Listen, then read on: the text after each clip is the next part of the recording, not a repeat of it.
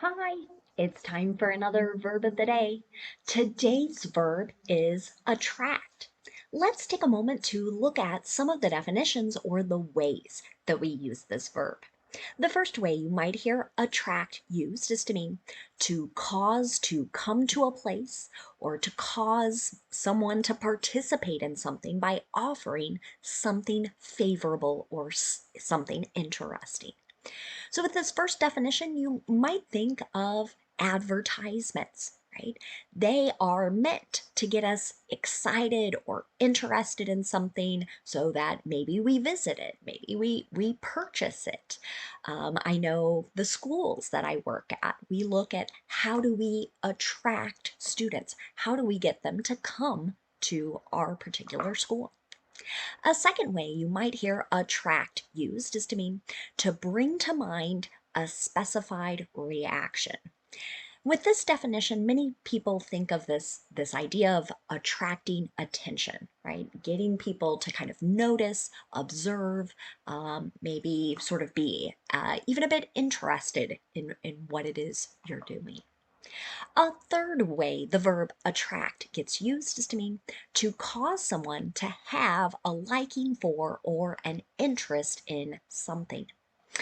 So sometimes I know I have friends and students who tell me, oh, man, I really, really want to work at this particular place. I'm attracted to it, right? I have this interest or this liking in it because I heard it pays well. I heard they have good benefits, whatever it might be, right? So the type of job is causing them to have this interest in maybe working for this particular company. A fourth way you'll hear attract used is to mean to have or cause to have romantic interest in someone. So you might hear this word being used as people are kind of talking about their romantic interests. Um, Again, maybe we'll hear it in movies, maybe in other songs, theater, that type of stuff. But for many people, right? It's kind of a romantic interest. A fifth way you might hear attract used is in connection to magnets. And so the, I think, more scientific definition here is that one object is exerting a force that's directed toward that source, right? So if we have a north and a south pole with a magnet, right, they attract. Those forces go towards one another. You should know that attract is a regular verb. To make the progressive form of this verb, all you need to do is add ing to form attracting. The past tense and participle forms of this verb can be made by just adding ed. Now our base verb, attract, ends with a T sound. And this means when I go to add my ed ending, okay, I need to make an id sound, right? So I'm going to add an extra syllable as I say attracted, attracted. Okay, I hope you can hear that extra id sound. Now, you'll be happy to know we don't have to study any other phrasal verbs associated with attract, so we can move on and do a little verb tense practice. Today, I thought we would discuss the past progressive or the past continuous and the simple future using will. Let's start with the past progressive. We use this verb tense to talk about actions that were ongoing during a certain time in the past, right? So really the focus here is that the action was continuing, right? And some teachers and some books call this past continuous, and that is great. That's perfectly fine. I like using past progressive because you can see the two P's, and I try and instill into my students that means I need two parts to make my verb. I need the past tense of be, and then I need the ing form of the verb. Okay?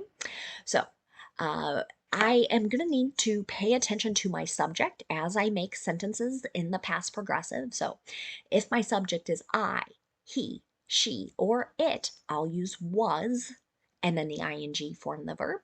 But if my subject is you, we, or they, I'll use were and then that ing form of the verb.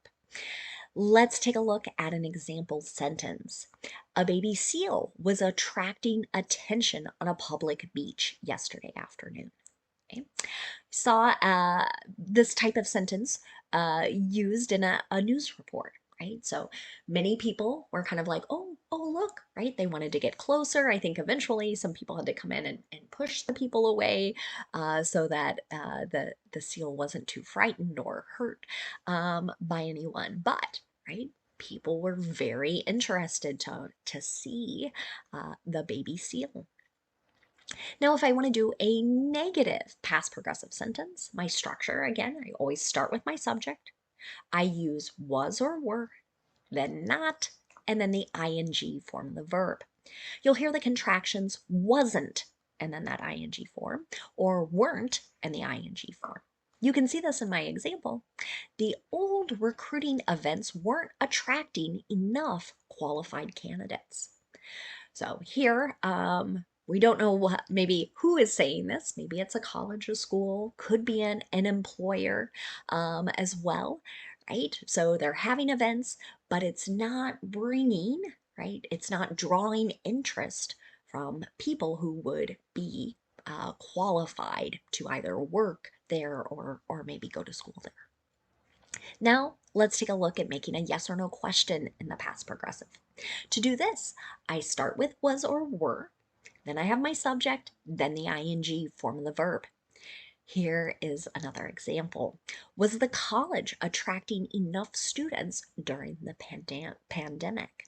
So many schools struggled during this time. And maybe as we're kind of looking back now and looking through that, some people have a view it was a 1 year period, some a 2 or 3 year period, but during that period of time, right, were people indicating they were interested?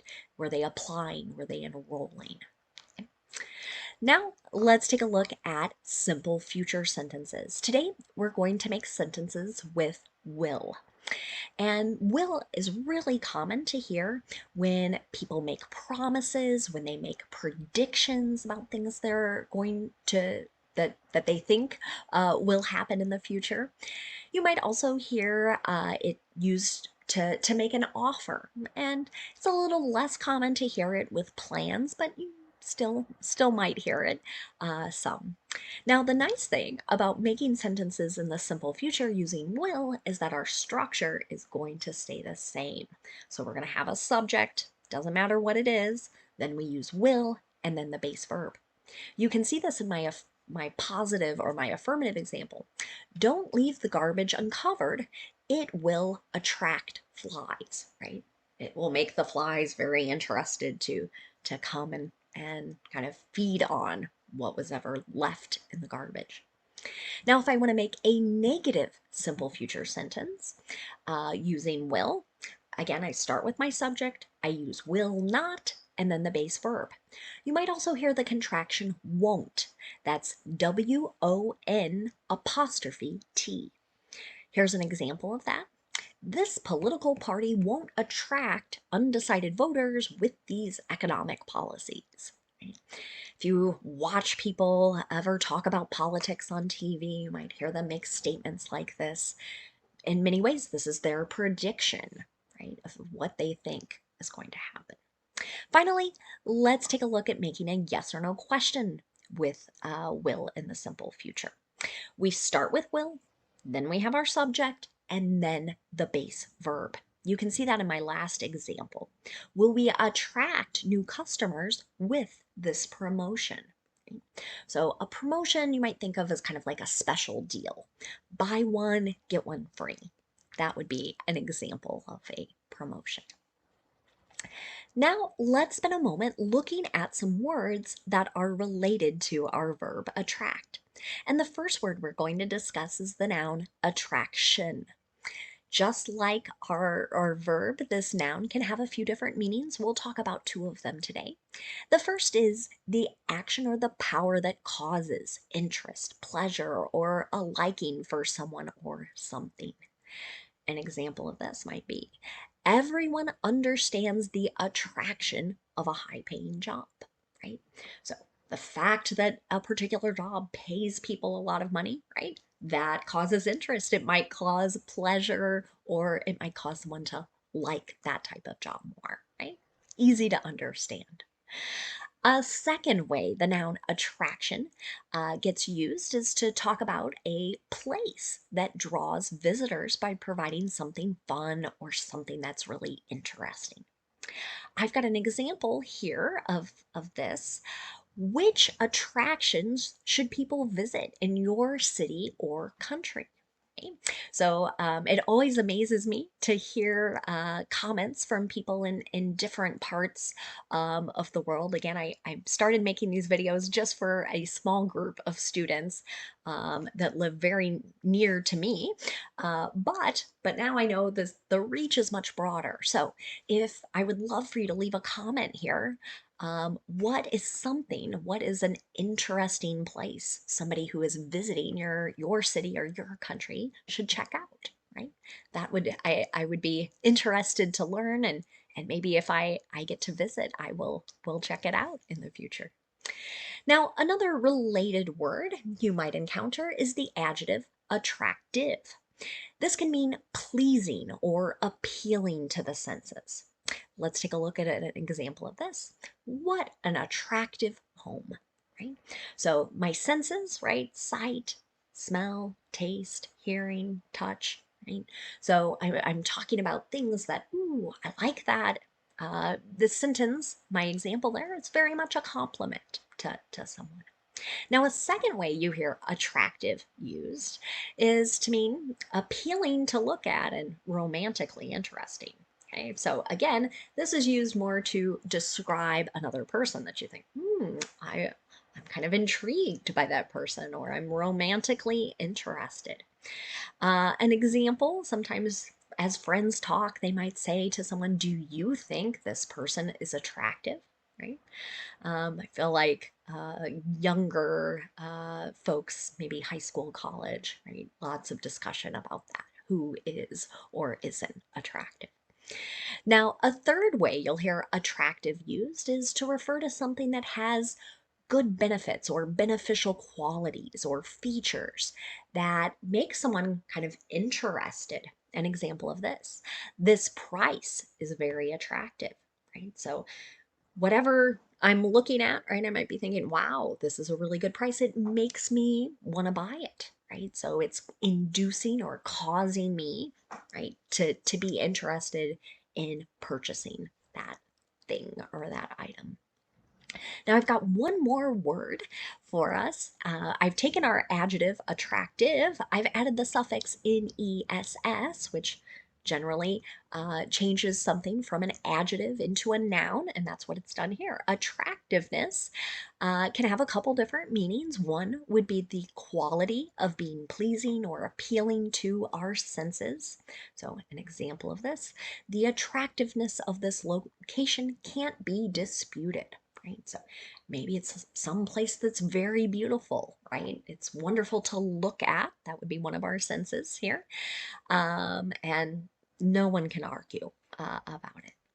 A second way you'll hear the noun attractiveness used is to refer to the quality of being appealing to look at or romantically interesting. An example of this, many singles, so people who are not married, many singles wonder how to boost their attractiveness. So here, boost is like increase. As I looked for examples of this noun being used, oh my goodness, there were so many different magazine and blogs discussing this for both men and women, right? What to do to be more appealing. Thank you so much for watching today's video. I hope you have a great day.